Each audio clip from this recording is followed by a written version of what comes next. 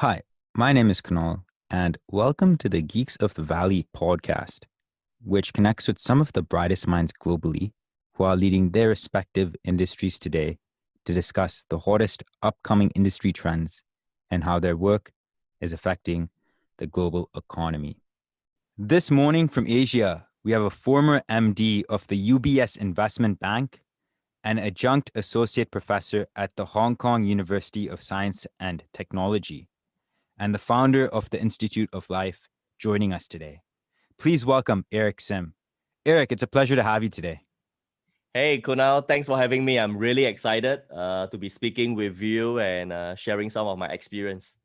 First of all, congratulations on being the first person in the world for being on two LinkedIn lists in the same year in December 2020, which was LinkedIn China and LinkedIn Singapore Top Voices. Yeah, really an honor to be on two lists. It is already a big honor to be on one list. So when I was told by LinkedIn Singapore that I was on Top Voices, I didn't expect LinkedIn China a week later to inform me that I was also on their spotlight list. So great honor, good to be recognized. Yeah, it is quite difficult enough to be on one list. I don't know how you do it, but we are here to find that out today. Can you tell us more about your younger days, Eric? Yeah, my younger days was pretty tough. I was a nerd. I've got zero social skills. I spent a lot of time helping my dad, who was selling street food in Singapore. So that's how I spend my weekends and public holidays. And I did engineering, got a STEM education. So people skill was not something that I have. So I struggled a lot when I first got into banking. So after engineering, I joined DBS Bank, a Singapore bank. And because of the lack of social skills, I performed poorly. So much so that after about 2.5 years, I decided that I should go to do my master's to start from scratch, to learn about some international culture in the UK, as well as to live on my own and see how I can work with other people. So, Eric, how has this led into your overall background going into UBS and being an investment banker there?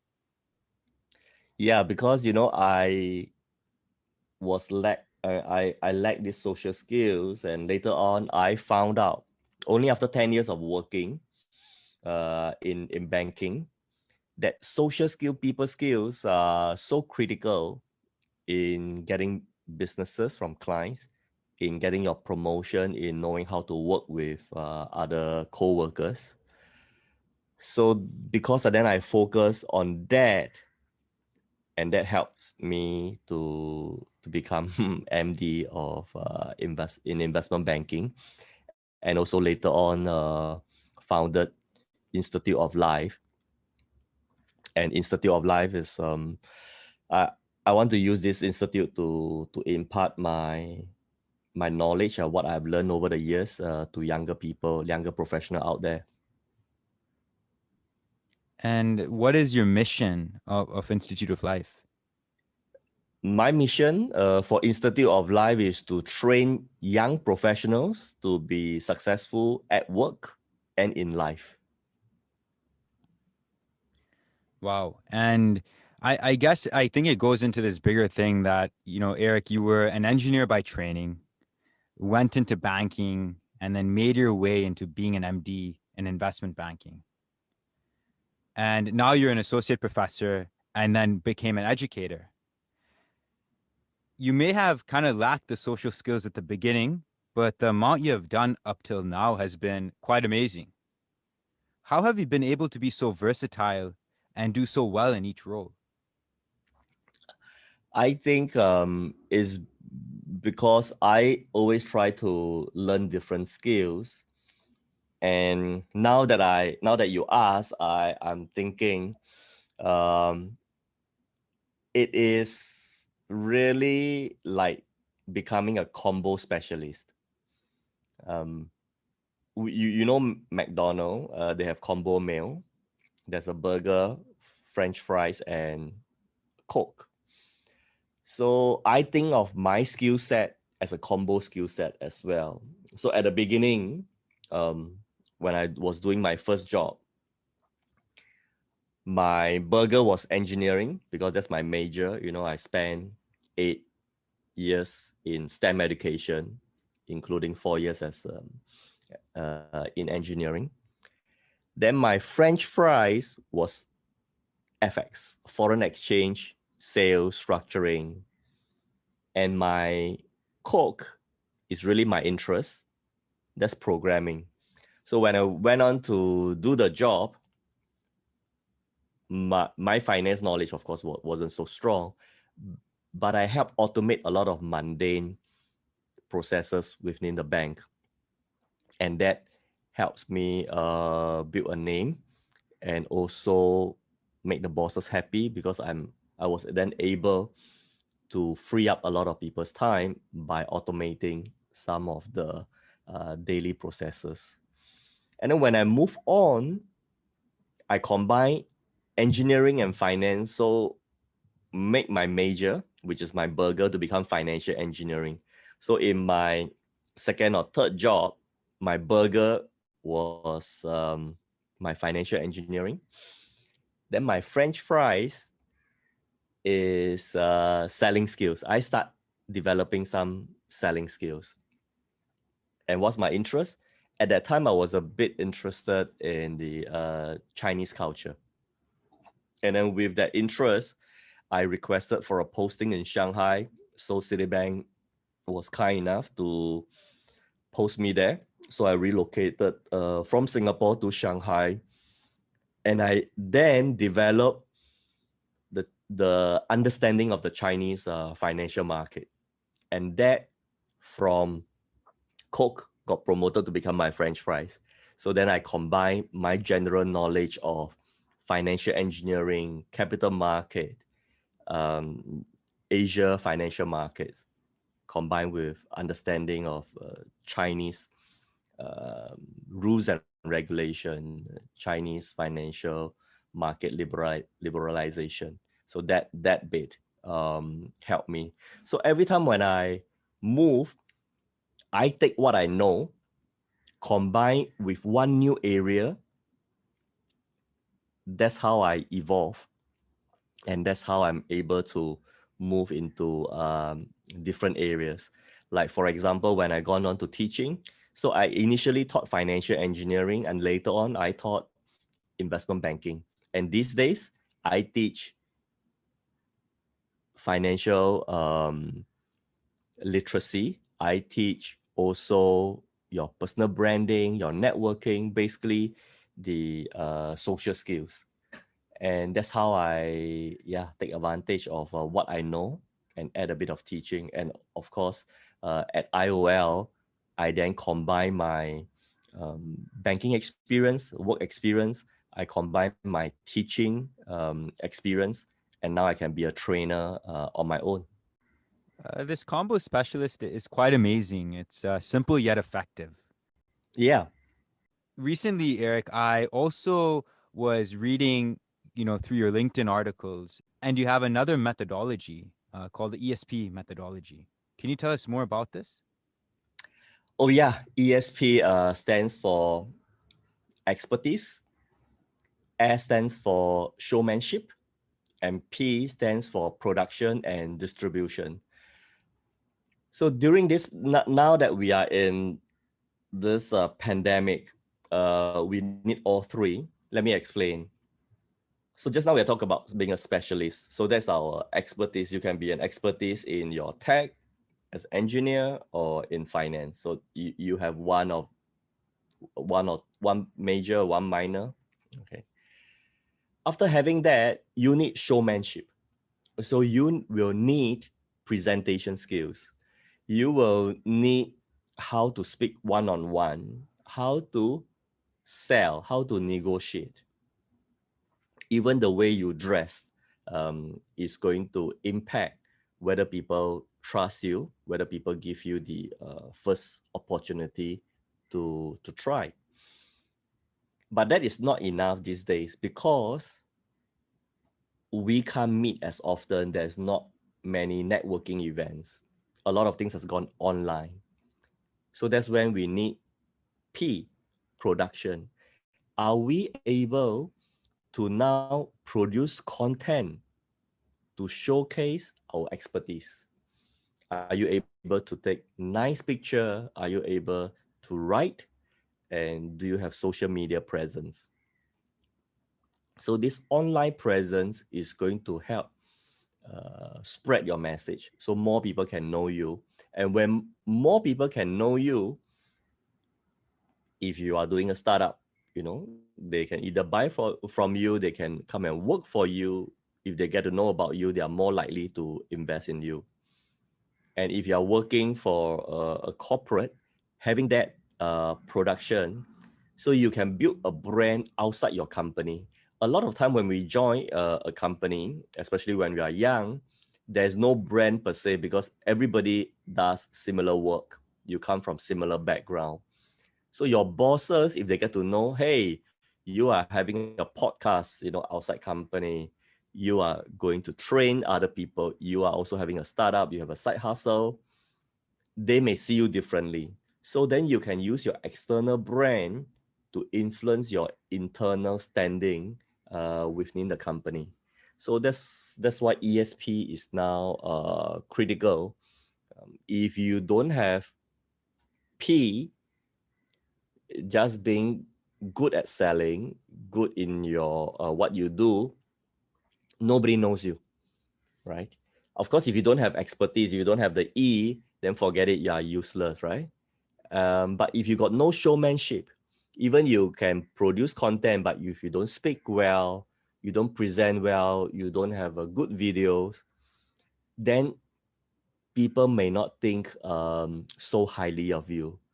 How highly people think of you really is your expertise multiply by your presentation skills. So that's ESP in a nutshell. Well said, Eric. And as you kind of alluded to earlier in the conversation, everything's moved online, and that's really partly due to COVID to some extent. And how are you holding up during COVID? How has it really affected you? COVID definitely has changed my life quite a bit. At the beginning of the 2020 January, I was due to go to Beijing to attend the LinkedIn event, but that got postponed and cancelled. And then I realized that my other speaking gig, I got a Middle East speaking tour, my Pakistan speaking tour, and India speaking events all got postponed and eventually cancelled. So that affected me quite a bit. But then because I know that I cannot travel, so the first thing I did was to attend a 6 months course on positive psychology. Always wanted to do that, but never got a chance because I was too busy and always traveling. And now that I know I can attend this course, fantastic, is weekly uh, classes that I can do. So yeah, completed. And because I cannot do in-person speeches, I then went on to get ready to do webinar. So I bought equipment, I bought cameras, I bought a few different microphones, and I learned how to do it. I put more energy in my voice, do up the lightings. And next thing I know, I was invited to speak for IE University, to speak at for Chicago University for the EMBA class. And in next week, I'm going to speak for Oxford MBA students as well as its alumni. So previously, this wouldn't have been possible because I don't think it will be practical for me to fly to Chicago to just give an 1 hour talk, or to Oxford, this time of the year, which is very cold. But now with with this webinar, so I make use of it. So my advice for the listener out there is, when there is some crisis happening, sometimes it's good to also take advantage of it. Don't waste a crisis. That's my advice. So, Eric, to really wrap up our call here with our last question today, what is the biggest project you are embarking on in 2021? I do hear that you are writing an amazing book. Can you maybe tell us a bit more about this? Yeah, because I've been writing on LinkedIn for more than 5 years. So some of my followers wanted to read my older articles, but some no longer can be found. And of course, LinkedIn articles, you can probably search only maybe the last 1 year. So I thought if I can put my ideas, put my experience in a more structured manner, it will be you'll benefit a lot of my followers. And I thought about the the one thing that led me to be able to do what I do. Just now you asked me, like, is there a reason why I'm able to do so many things beside um, doing this combo specialist, beside doing the ESP? There's one thing which I do since long time ago and until now is take small actions. And that's the title of my book. Small actions leading you to a big leading you to big success in your career. Because I realized that when I was young, because of lack of social skills, I was suffering from inferiority complex. I'm quite a coward, I've got no guts to do big things. And I also don't take a lot of risk. So what I do is I'll think of something. Sometimes I say, okay, if I want to overcome my stage fright, what do I do? The first thing I did was I tried to go on the stage when nobody was there. I find some empty classroom. I'll just go on to the front of the class, pretend there are many people out there, and try to visualize and then see if I can overcome that. And gradually, if I attend a big event, when the event is over, when people are leaving, I make my way to the stage, when not many people are paying attention to me. They thought that I was one of the audio and video workers.